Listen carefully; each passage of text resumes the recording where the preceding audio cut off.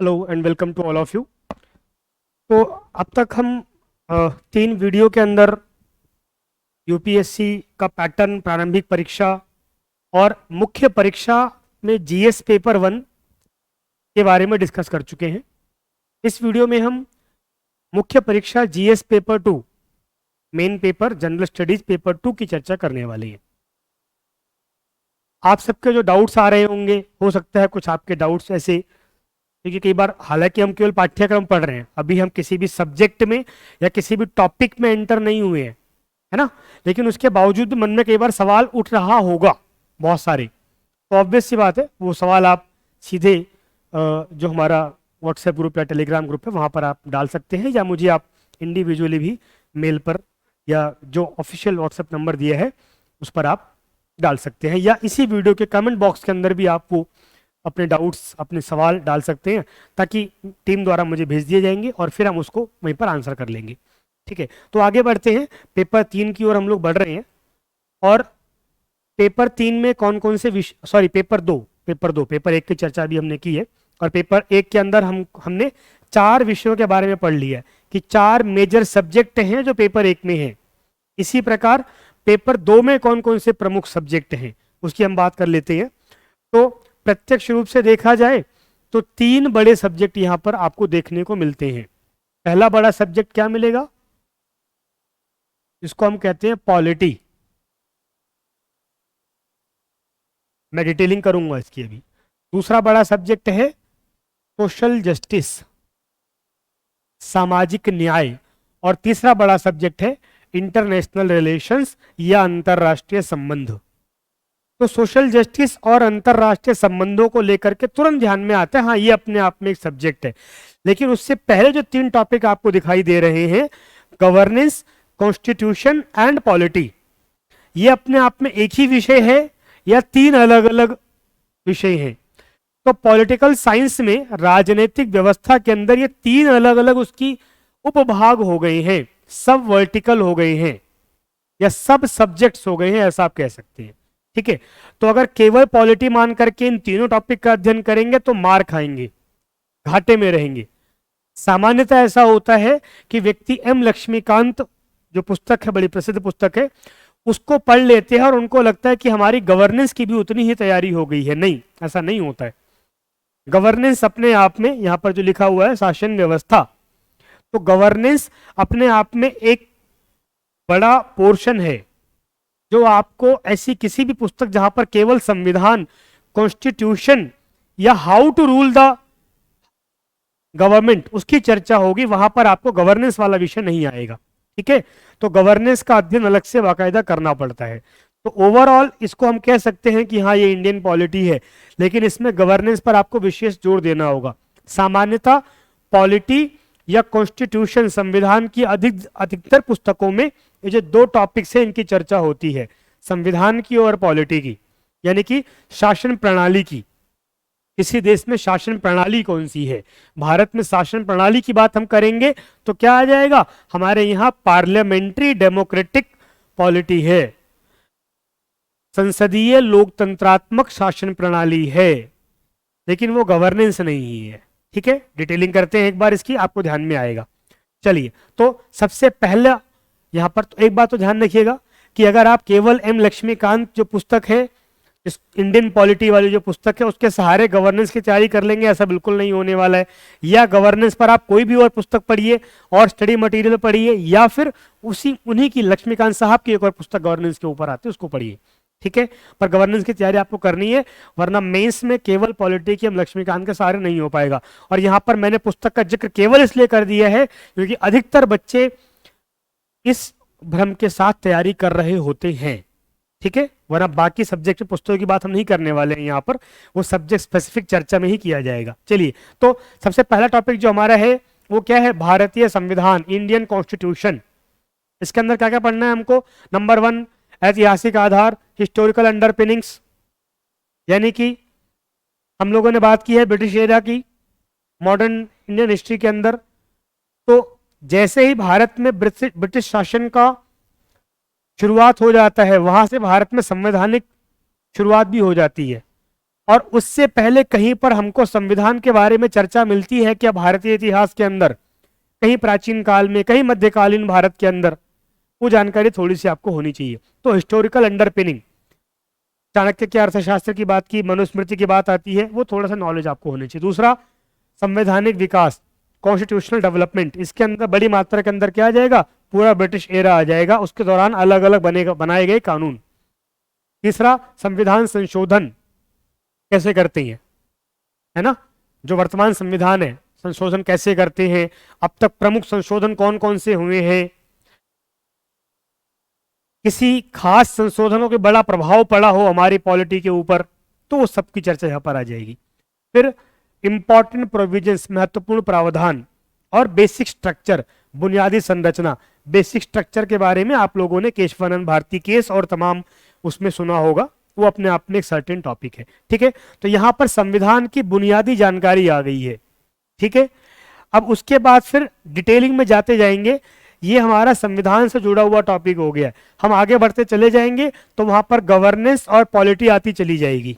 ठीक है, अब आपको इन तीनों शब्दों के अर्थ और उससे संबंधित टॉपिक्स की समझ बढ़ती चली जाएगी। बढ़ते हैं आगे, जो हमारा दूसरा टॉपिक है, दूसरा जो टॉपिक है ये क्या है, संघ एवं राज्यों के कार्य तथा उत्तरदायित्व, यानी functions and responsibilities of the union and the states.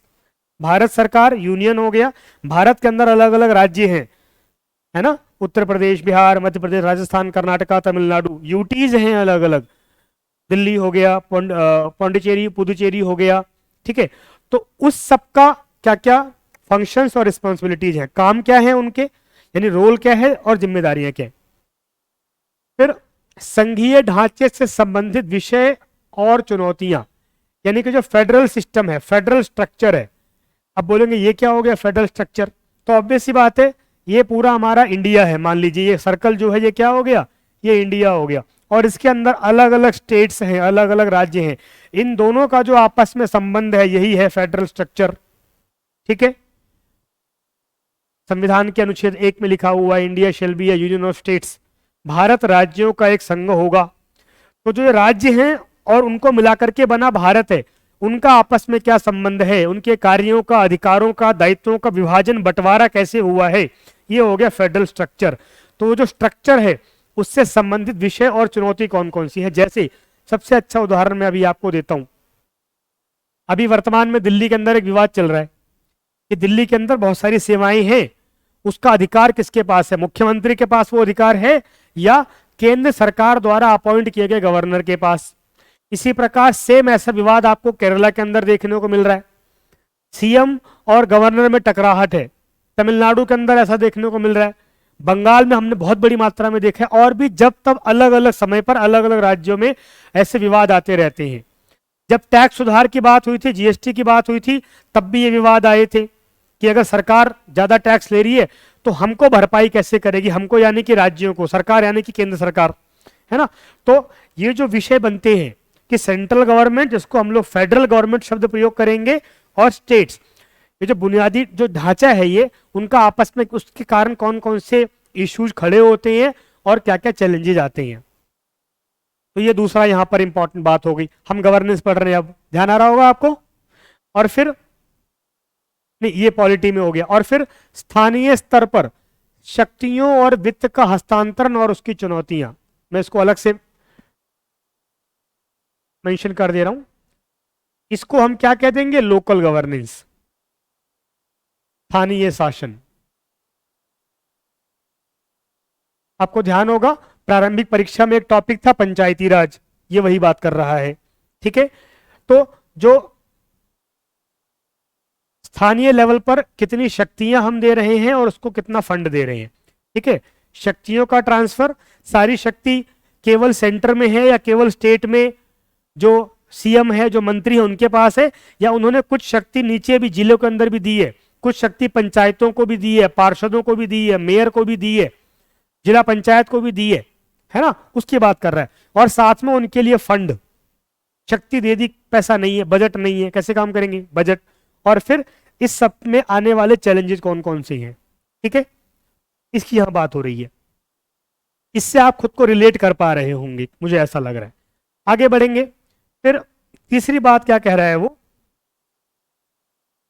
विभिन्न घटकों के बीच शक्तियों का पृथक्करण, विवाद निवारण तंत्र और संस्थान, separation of power between various organs. Organs यानी क्या, तो 3 ऑर्गन्स के बारे में संविधान में हम लोग पढ़ते ही हैं, है ना, एग्जीक्यूटिव, लेजिस्लेटिव, जुडिशरी, कार्यपालिका, विधायिका, न्यायपालिका। ये एक मोटा बंटवारा हो गया बड़े लेवल पर। ये बंटवारा हमको केंद्र के अंदर भी मिल रहा है, हमको राज्य के अंदर भी मिल रहा है ना, वर्टिकल बंटवारा हो गया है। फिर इसी प्रकार जब हम और नीचे जाएंगे तो उसमें क्या देख रहे हैं हम लोग, फेडरल, सेंटर, स्टेट, डिस्ट्रिक्ट, केंद्र, राज्य, जिला। केंद्र का अपना प्रशासन है, अपने अधिकार हैं, राज्य का अपना प्रशासन है, अपने अधिकार कर्तव्य भी हैं, ऑब्वियसली ड्यूटीज रिस्पॉन्सिबिलिटीज दोनों है। इसी प्रकार जिला प्रशासन, और जिला प्रशासन के अंदर फिर हमको सब वर्टिकल्स मिल रहे हैं, कौन कौन सी, जिला पंचायतें, ब्लॉक समितियां और ग्राम पंचायतें। ठीक है, ये ओवरऑल इसकी बात की जाएगी कि उनमें शक्तियों का बंटवारा। डिस्प्यूट, अगर कोई बंटवारे में या शक्तियों का बंटवारा हो गया, फिर कोई विवाद खड़ा हो रहा है, तो विवाद निवारण के लिए कौन से तंत्र बनाए गए हैं, क्या सिस्टम बनाया गया है।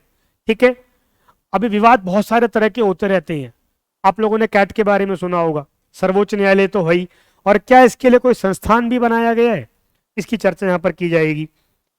आगे बढ़ेंगे तो भारतीय संवैधानिक योजना की अन्य देशों के साथ तुलना, जो हमारा संविधान है और वैसी ही व्यवस्था वाले जो और संविधान है, और उससे अलग व्यवस्था वाले जो और लोकतंत्र हैं, यानी कि बहुत लोकतंत्र के प्रकार अलग अलग हो सकते हैं। हमारे यहाँ संसदीय लोकतंत्र है, बहुत जगहों पर राजकीय लोकतंत्र होता है, जैसे ब्रिटेन की बात की जा रही है, वहां पे राजा भी है और डेमोक्रेसी भी है। यूरोप के बहुत सारे देशों में ऐसा ही है कि राजा भी है, डेमोक्रेसी भी है। अमेरिका में ऐसा नहीं है, भारत में ऐसा नहीं है, यहाँ पर जो कुछ भी है कोई राजा नहीं है, केवल और केवल जनता द्वारा चुनी गई सरकार या शासन काम करेगा। ठीक है, तो उनकी तुलना, क्या उसमें कॉमन है, क्या उसमें विभिन्नताएं हैं, हमने किन किन से सहयोग लिया है, आदि आदि, इसकी चर्चा हो जाएगी।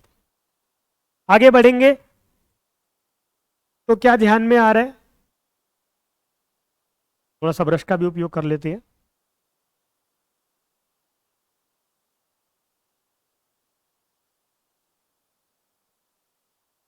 हाँ, तो क्या ध्यान में आ रहा है, ठीक है, मजा इसी में ही आ रहा है। अगला टॉपिक जो अपना है, संसद और राज्य विधायिका, यानी पार्लियामेंट एंड स्टेट लेजिस्लेचर।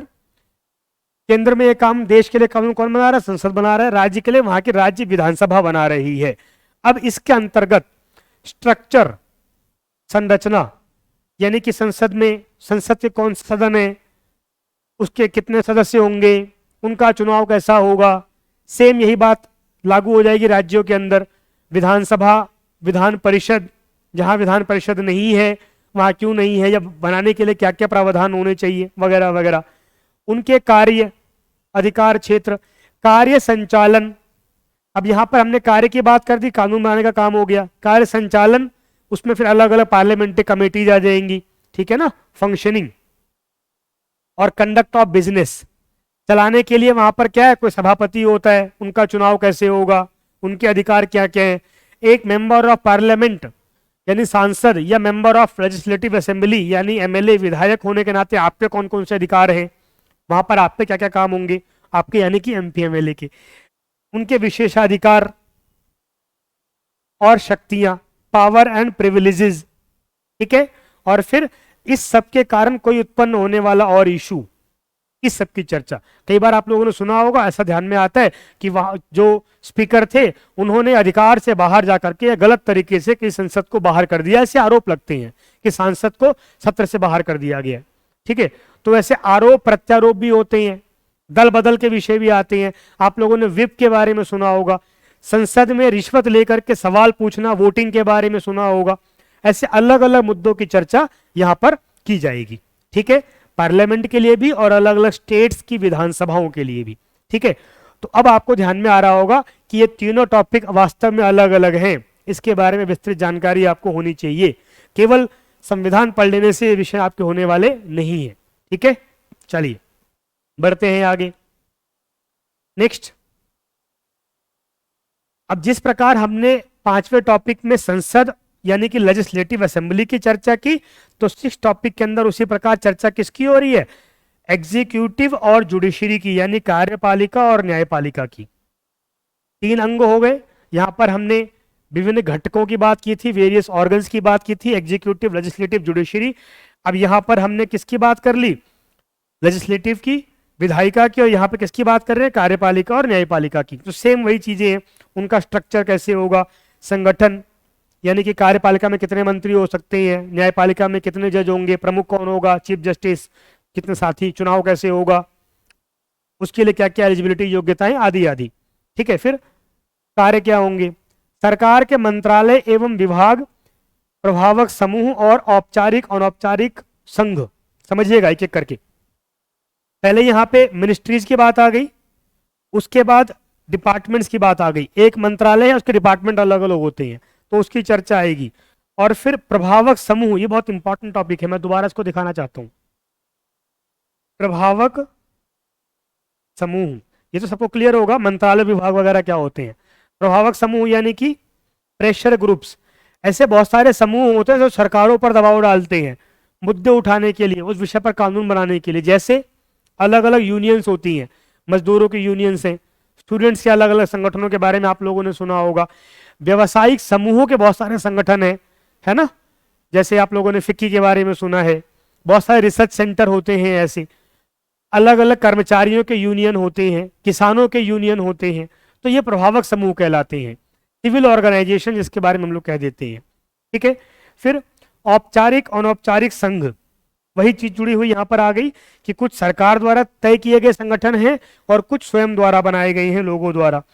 और शासन प्रणाली में उनकी भूमिका, हालांकि ये लोग सरकार नहीं है, ऐसे अलग अलग एनजीओ सरकार नहीं है, लेकिन क्या गवर्नेंस में उनकी भूमिका होती है कि नहीं होती है, तो होती है। मान लीजिए आपको किसी एक विषय के, जैसे पोलियो वाला विषय है, उसके लिए आपको ग्रामीणों को तैयार करना है, भाई दवाई पिलवानी चाहिए। लोगों में किसी ने भ्रम फैला दिया कि नहीं, पोलियो ड्रॉप पीने से बीमारी होती है। अब क्या सरकार उसको दूर कर पाएगी, आसान नहीं होगा सरकार के लिए। वहां जाके डीएम बोलेगा, लोग मानने को तैयार होंगे, आसानी से नहीं। पर अगर वही बात उसी गांव में रहने वाला कोई शिक्षक कहे, उस क्षेत्र में सबकी भलाई के लिए काम करने वाला कोई एनजीओ, कोई सामाजिक कार्यकर्ता बोले, वही बात कोई ऐसा व्यक्ति जो प्रसिद्ध है, कोई खिलाड़ी हो सकता है, कोई एक्टर हो सकता है, कोई सेलिब्रिटी हो सकता है, उनके संगठन हो सकते हैं, अगर वो बोलेंगे तो उसका प्रभाव ज्यादा पड़ेगा। यानी कि शासन में उनकी भी भूमिका है। सरकार कोई कानून बना रही है और ऐसे समाज के अंदर प्रमुख लोग, प्रमुख सोसाइटीज, प्रमुख एनजीओ, उन लोगों ने सरकार से बोला कि नहीं, ये कानून आप अच्छा सोच रहे हो, पर दो इसके जो प्रोविजन से प्रावधान है, इसके नकारात्मक प्रभाव हो सकते हैं, कृपया करके इसको आप थोड़ा सा बदल दीजिए, या इसके अंदर ये वाला सब्जेक्ट और जोड़ दीजिए। महिलाओं के ऊपर कानून बन रहा है, दलितों के ऊपर कानून बन रहा है, तो उस बिरादरी के वहां पे काम करने वाले कोई व्यक्ति, कोई संगठन, इंस्टीट्यूशंस, इस सबको इसके अंतर्गत आ जाएंगे। तो शासन में उनकी भी भूमिका होती है, वो किसी अथॉरिटी में नहीं है, उसके बावजूद भी उनकी अपनी भूमिका है। इसको यहां पर हम लोग पढ़ेंगे। ठीक है, चलिए, तो आई होप आपको ये क्लियर हुआ होगा। आगे बढ़ते हैं। फिर नेक्स्ट बड़ा इंपॉर्टेंट टॉपिक है और आजकल तो बहुत चर्चा में है, सरकारें टूट रही हैं, एमएलएज एक पार्टी छोड़कर दूसरे में जा रहे हैं। जब तक ये भारतीय राजनीति के अंदर चर्चा में आता रहता है, वो क्या है, रिप्रेजेंटेशन ऑफ पीपल्स एक्ट। ये कानून है, जन प्रतिनिधित्व अधिनियम, यानी कि जो जनता के प्रतिनिधि हैं, एमपी, एमएलए, पंचायतों में जो हमारे प्रतिनिधि हैं, उनके लिए कुछ नियम कानून, आप पॉलिटिकल पार्टीज, है ना, कुछ नियम कानून जो इस एक्ट में है, इसके बारे में हमको पढ़ना होगा। और आगे बढ़ेंगे। फिर विभिन्न संवैधानिक पदों पर नियुक्ति, appointment to various constitutional post, यानी कि ऐसी पोस्ट जिसका वर्णन संविधान में किया गया है, जैसे राष्ट्रपति, राज्यपाल, मंत्री, मुख्य न्यायाधीश, है ना, सीएजी, इलेक्शन कमिश्नर। तो ऐसे अलग अलग जिनका वर्णन संविधानों में किया गया है, उस पर नियुक्ति, अपॉइंटमेंट के लिए क्या योग्यताएं हैं, कौन अपॉइंटमेंट करेगा, क्या तरीका होगा, क्या प्रक्रिया होगी, आदि आदि। प्लस में विभिन्न संवैधानिक निकायों की शक्तियां, यानी कि इन बॉडीज की पावर्स, उनके कार्य और उत्तरदायित्व, है ना। कई बार चर्चा छिड़ती है ना इलेक्शन कमीशन के कामों को लेकर के, कैग के कामों को लेकर के। बहुत बार क्या हुआ, क्या होता है कि कैग ने सरकार की किसी योजना का ऑडिट किया। कैग यानी कि controller and auditor general of India, Bharat के नियंत्रक और महालेखा परीक्षक। एक तरीके से आप मान सकते हैं कि सरकारी खातों को जो ऑडिट करते हैं, चेक करते हैं। उन्होंने कोई योजना को ऑडिट किया और बताया कि इस योजना में आवश्यकता से अधिक धन खर्च किया गया, या धन जिस चीज के लिए तय किया गया था कि इस चीज पर खर्च किया जाएगा वहां पर नहीं खर्च किया, कहीं और खर्च कर दिया गया, या कोई घोटाला हुआ है। उनने ऐसे अपनी रिपोर्ट में संसद में ये बात रखी।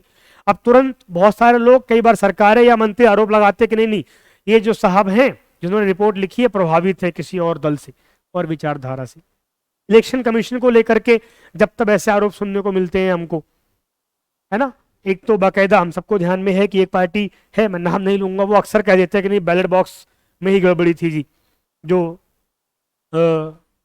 चुनाव हुआ इलेक्शन कमीशन ने ही गड़बड़ी की है, सरकार के साथ उसने काम किया। ऐसे अलग अलग आरोप लगते रहते हैं, ठीक है। तो उससे संबंधित विषय, उनकी कार्य शक्तियां, उत्तरदायित्व, तो इसलिए पढ़ने को यहां पर बोला गया है। फिर आगे बढ़ेंगे तो ये तो हो गए संवैधानिक संगठन, संवैधानिक पद। इसके अलावा statutory, regulatory and various quasi judicial bodies, यानी कि उपरोक्त के अलावा बनाई गई और अन्य सरकारी संस्थाएं जो कानून के द्वारा बनाई गई हैं, संसद में कानून पास करके, सीबीआई की बात आ जाती है ना। रेगुलेटरी बॉडीज हैं, यानी कि किसी एक क्षेत्र में उस पूरे क्षेत्र को मैनेज करने के लिए बनाई गई, जैसे ट्राई, टेलीकॉम सेक्टर है, दूर संचार के क्षेत्र में काम कर रही है। सेबी, जिसको हम शेयर मार्केट कहते हैं, उसके क्षेत्र में काम कर रही है, सरकारी संस्था है। उस क्षेत्र में काम करने के नियम कौन से होंगे, कानून कौन से होंगे, डूज एंड डोंट्स क्या होंगे, इसको लेकर संस्थाएं काम कर रही हैं। क्वासी जुडिशियल बॉडीज, यानी कि जो न्यायालय नहीं है पर अर्ध न्यायिक संस्थाएं हैं, अलग अलग ट्राइब्यूनल इसके अंदर आते हैं, है ना, जो फैसले कर देते हैं, फैसले करते हैं। तो फिर इनके बारे में चर्चा, इनका संविधान में वर्णन नहीं है, संवैधानिक संस्थाएं नहीं है ऐसा कह सकते हैं, ठीक है। आगे बढ़ते हैं। फिर किसकी बात की जा रही है, तो अगली बात की जा रही है, अब बहुत ध्यान से समझने वाली बात है ये भी, ठीक है, क्योंकि इन सब के बारे में चर्चा आपको फिर भी एक बार को पुस्तकों के अंदर मिल जाएगी, लेकिन जैसे जैसे हम आगे बढ़ते चले जाएंगे फिर आपको करंट अफेयर्स से अधिक जुड़ाव होता चला जाएगा। जैसे गवर्नमेंट पॉलिसीज, सरकारी नीतियां, एक होती है योजनाएं, एक होती है नीतियां, दोनों अलग चीजें होती हैं। योजनाएं यानी कि किसी नीति को अप्लाई करने के लिए लॉन्च किया गया कोई कार्यक्रम, और नीति क्या होती है, जैसे समझ लीजिए सरकार ने नीति बनाई, क्या, हम गरीबी दूर करेंगे। अब उस गरीबी को दूर करने के लिए कोई योजना बनाई जाएगी, जैसे कार्यक्रम आ गया प्रधानमंत्री ये योजना, प्रधानमंत्री की वो योजना, घर दिए जाएंगे, टॉयलेट दिए जाएंगे। उद्देश्य क्या है, गरीबी दूर करना, लिविंग स्टाइल को बेटर करना। कृषि क्षेत्र को अपग्रेड करने के लिए योजनाएं आ सकती हैं। तो नीति अलग चीज है, योजना अलग चीज है। तो सरकारी नीति, गवर्नमेंट पॉलिसीज किसी भी क्षेत्र में हो सकती है ये, ठीक है।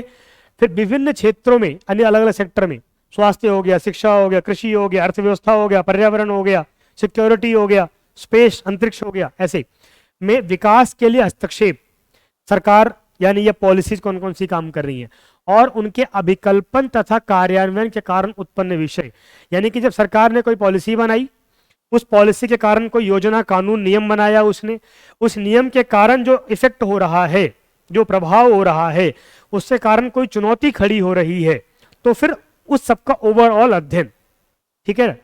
भाई सरकार ने कानून बनाया, भारत में टैक्स व्यवस्था नए प्रकार की लाई जाएगी, जीएसटी लाई जाएगी। अब उसका प्रभाव उससे संबंधित सभी व्यक्तियों पर होगा, सरकारों को टैक्स मिल रहा है उस पर होगा, एक बात।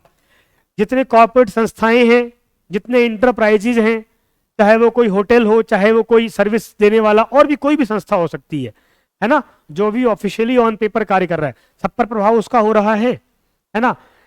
किसी कानून को लागू करना अपने आप में एक चुनौती होता है। तो उन सब चीजों के जितने स्टेक होल्डर्स हैं, यानी उससे संबंधित चीजें हैं, उसके बारे में यहाँ पर पढ़ना होगा हमको। आगे बढ़ेंगे तो क्या ध्यान में आएगा, विकास प्रक्रिया, डेवलपमेंट प्रोसेस। हम लोग सुनते हैं कि भारत सरकार जो है, सरकार की जिम्मेदारी क्या है, कल्याणकारी योजनाएं चलाना, वेलफेयर प्रोग्राम चलाना। तो विकास भी उसमें एक चीज आ जाता है है ना।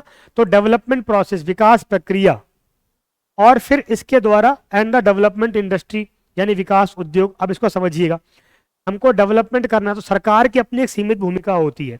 सरकार नियम कानून बना सकती है, इंफ्रास्ट्रक्चर प्रोवाइड कर सकती है, पर हर चीज सरकार नहीं करती, बाकी काम निजी लोग भी कर रहे होते हैं। तो कौन कौन होते हैं?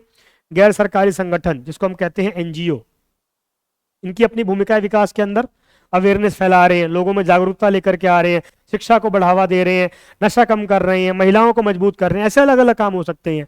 स्वयं सहायता समूह, सेल्फ हेल्प ग्रुप, हम लोगों ने नाम सुना होगा इसके बारे में कि बहुत सारे सेल्फ हेल्प ग्रुप चलते हैं, छोटे छोटे समूह हैं महिलाओं के। गांव में 20 महिलाएं हैं, इकट्ठा होकर के सब अपने बारे में चिंता करती हैं, कोई छोटा सा उद्योग चला रही है, अचार बना रहे हैं, अगरबत्तियां बना रहे हैं, सबका विकास हो रहा है, सबको आर्थिक लाभ हो रहा है, सबको सामाजिक लाभ हो रहा है, ऐसे। इसके अलावा और जो विभिन्न समूह हैं, ऐसे अलग अलग संघ हैं, यूनियन हो गई, दानकर्ता जो बड़े बड़े कॉन्ट्रीब्यूटर हैं, बिल गेट्स का नाम सुना होगा आप लोगों ने। भारत के अंदर बहुत सारे लोग हैं जो दान करते हैं सरकारों को, अलग अलग एनजीओ को, ठीक है। और ऐसे लोकोपकारी संस्था यानी कि जो चैरिटीज वगैरह करते हैं, ठीक है। इससे संबंधित ओवरऑल जितने पक्ष हो सकते हैं उसकी बात की जा रही है। तो इसमें समझ में क्या आ रहा है कि देश का विकास करना है, ये काम केवल सरकार का नहीं है। हाँ, सरकार की उसमें प्रमुख भूमिका है, लेकिन ये काम इसके साथ साथ और उस देश के जितने भी लोग हैं, नागरिक हैं, संस्थाएं हैं, उन सबकी है, ठीक है। इस सबकी ओवरऑल चर्चा यहां पर हम लोग करने वाले हैं, ठीक है। आगे बढ़ेंगे, अगला विषय क्या है? केंद्र एवं राज्यों द्वारा जनसंख्या के अति संवेदनशील वर्गों के लिए कल्याणकारी योजनाएं, एक भाग हुआ ये, ठीक है।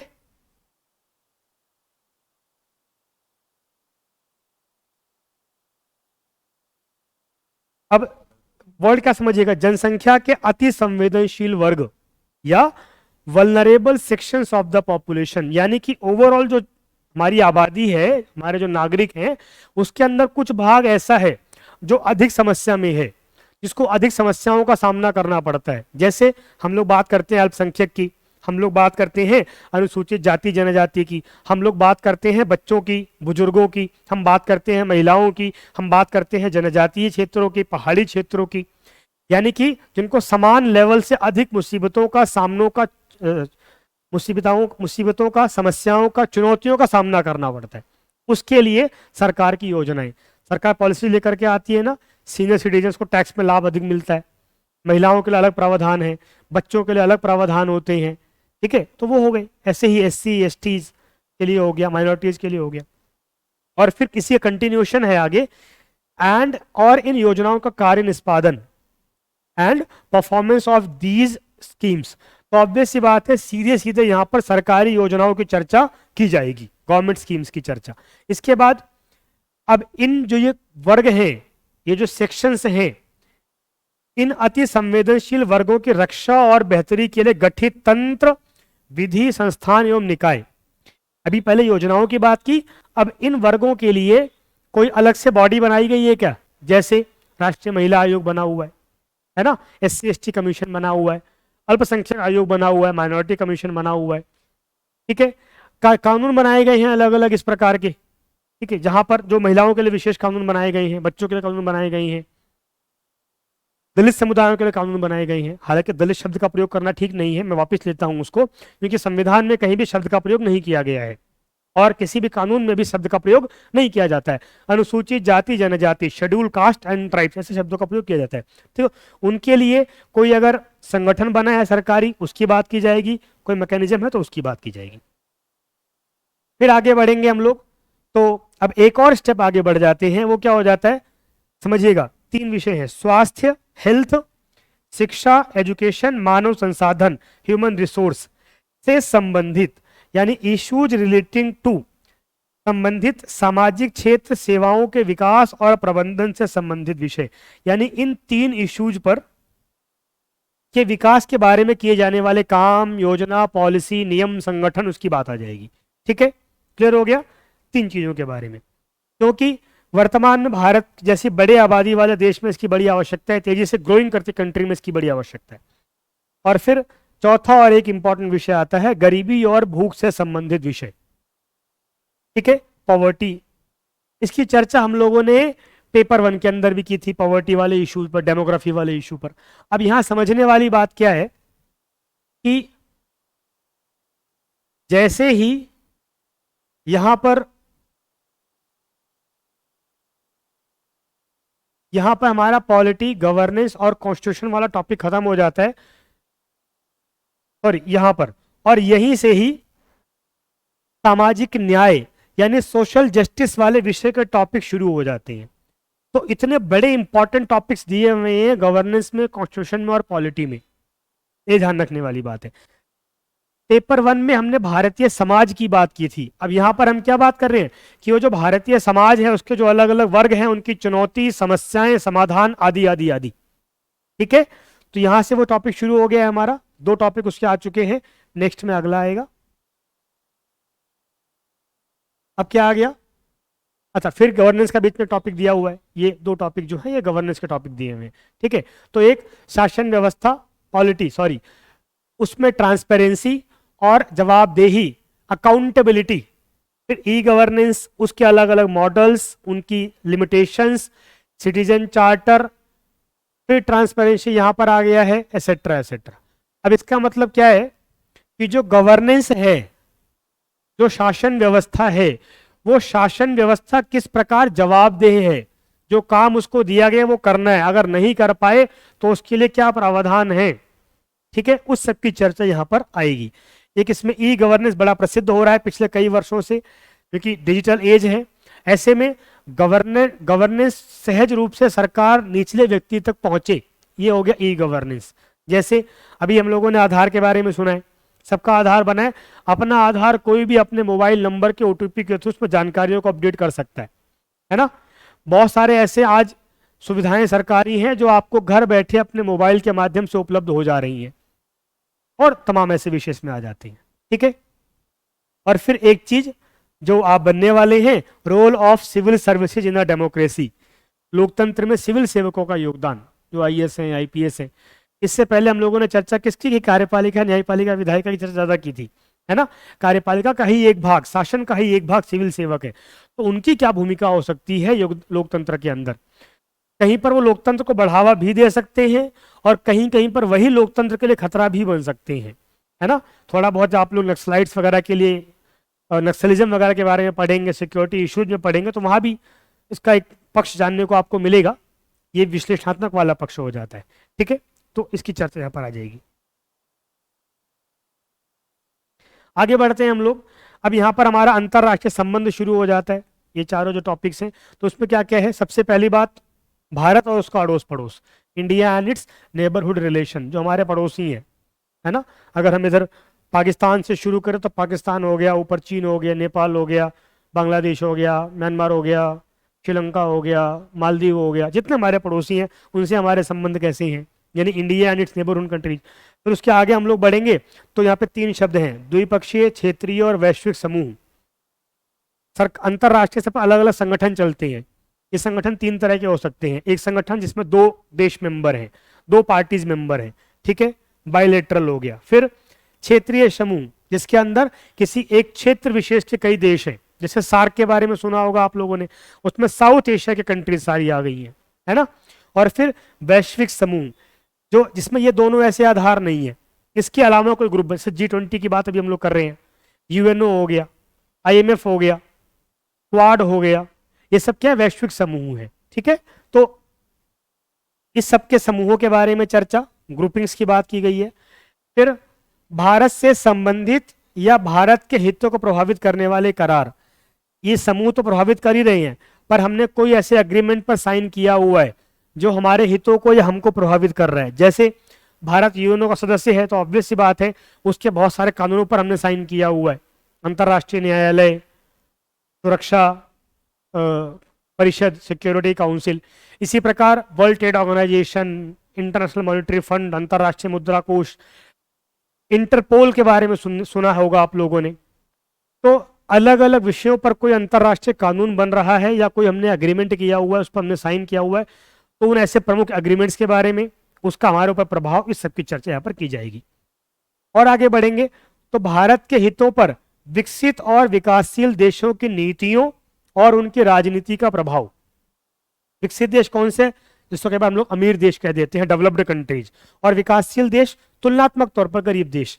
इसके अंदर अधिक देश कौन से आते हैं, नॉर्थ अमेरिका और यूरोप के सब बड़े देश आते हैं। इसमें कौन से हैं, अफ्रीका, एशिया, साउथ अमेरिका के देश हैं। तो इनकी जो पॉलिसीज हैं और उनकी जो पॉलिटिक्स है उसका हम पे क्या प्रभाव पड़ रहा है। जैसे अमेरिका में कोई पॉलिसी बन रही है अगर कि अब हम अपने जो वीजा है जिसमें बाहर से लोग आ सकते हैं वो लिमिटेड संख्या में देंगे, उसका प्रभाव हम पर पड़ेगा कि नहीं पड़ेगा, बिल्कुल पड़ेगा, क्योंकि बड़ी संख्या के अंदर भारतीय लोग वहां पर जा रहे हैं रोजगार के लिए, काम के लिए। कोई भी ऐसी पॉलिसी, किसी देश ने कानून बनाया कि हम अपनी तकनीक जो है किसी विदेशी देश को नहीं देंगे, और अगर हम उस देश से हथियार ले रहे हैं, टेक्नोलॉजी ले रहे हैं, तो हमको समस्या हो जाएगी। तो इस सबका अध्ययन करना होगा। इसके बाद प्रवासी भारतीय यानी इंडियन डायस्पोरा, ये वो वर्ग है जो विदेशों के अंदर रह रहा है। आज वर्तमान समय के अंदर दुनिया के अलग अलग देशों के अंदर भारत के नागरिक या भारत से जुड़े हुए लोग, इंडियन ऑरिजिन पर्सन्स, बड़ी मात्रा में रह रहे हैं। वहां पर उन्होंने अपने कार्य व्यापार खड़े किए हैं, वहां की पॉलिटिक्स में शामिल हुए हैं, वहां की शासन व्यवस्था, सरकारों का भाग है, वहां पर उनका प्रमुख इंपॉर्टेंट रोल है। उसके बारे में हम लोग पढ़ेंगे। और आपने ध्यान दिया होगा वर्तमान सरकार इस विषय को लेकर के बहुत सेंसिटिव है, और अब तो हालात ये हो गया है अलग अलग देशों के प्रधानमंत्री, राष्ट्रपति भी इस समूह से जुड़े हुए लोग बन रहे हैं। लंदन के अंदर जो पीएम बने हैं अभी वो कौन है, भारत से जुड़े हुए व्यक्ति, ऋषि सुनाक। अमेरिका में उपराष्ट्रपति कौन है, कमला हैरिस, है ना। तो इंडियन डायस्पोरा के बहुत सारे पक्ष हैं जो बहुत इंपॉर्टेंट है। इंडियन डायस्पोरा देश भारत के बाहर के देशों के अंदर हमारा एक पहचान बनाता है, हमारी एक छवि डेवलप करता है, और जो वहां पर लंबे समय से रह रहा है वो भारत के लिए बहुत सहायक हो सकता है। ये बहुत बड़ी मात्रा के अंदर भारत में पैसा भेजते हैं, भारतीय हितों को प्रभावित कर सकते हैं वहां पर रह करके ये, ठीक है। उसका अध्ययन यहाँ पर करेंगे।